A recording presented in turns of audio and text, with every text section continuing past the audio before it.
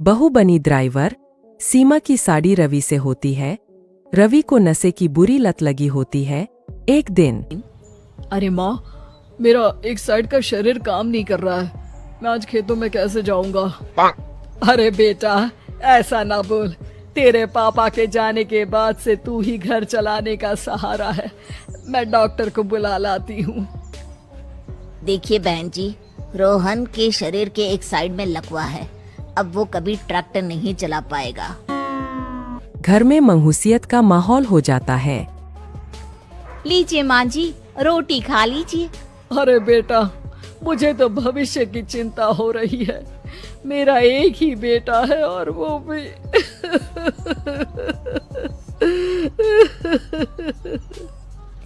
माँ जी, आप चिंता न करें। जब तक ये बीमार है मैं खेत जाकर काम कर लिया करूँगी। वैसे भी नशे के कारण इनका शरीर काफी कमजोर हो गया है। अगले दिन सीमा को घर लौटती है। ये ले बेटा, पानी पी ले। कैसा रहा काम का पहला दिन?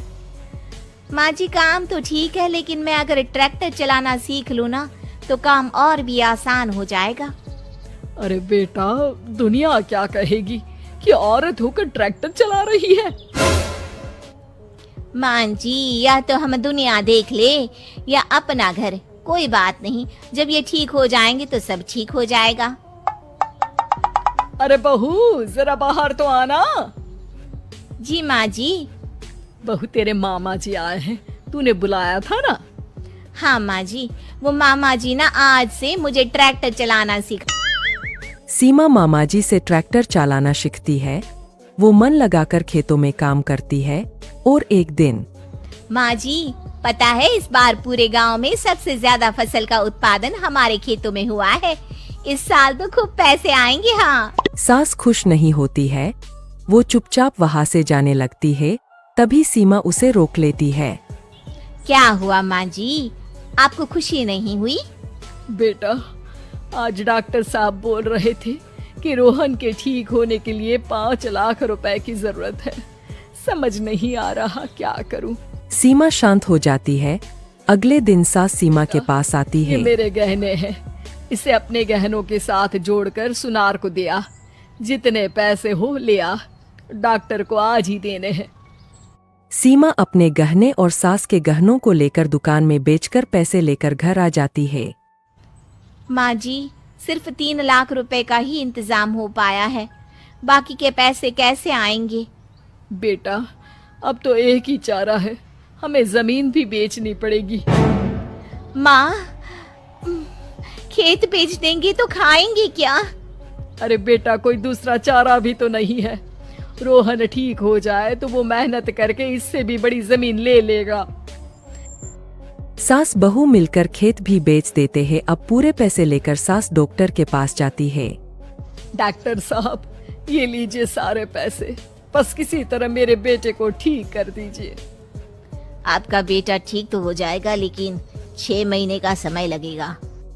सास बहू सोच में पड़ जाते हैं कि अब तो कोई जारिया भी नहीं रहा जहाँ से उन लोगों की कमाई हो। अब कमाएंगे नहीं तो खाएंगे क्या?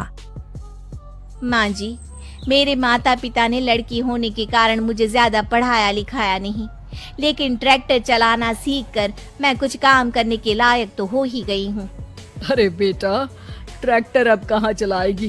खेत तो किसी और बिक के गए हैं। खेतों में दिहाड़ी में काम कर लूंगी, कुछ तो पैसे आएंगे ही ना। कहकर सीमा काम करना स्टार्ट कर देती है।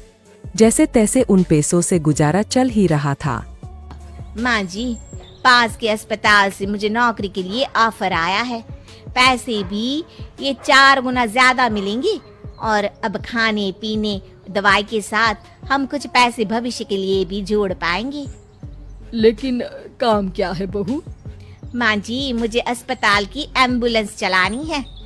अरे, तू तो मेरी बहू नहीं, बेटा है। बेटा, जरूर जा बेटा।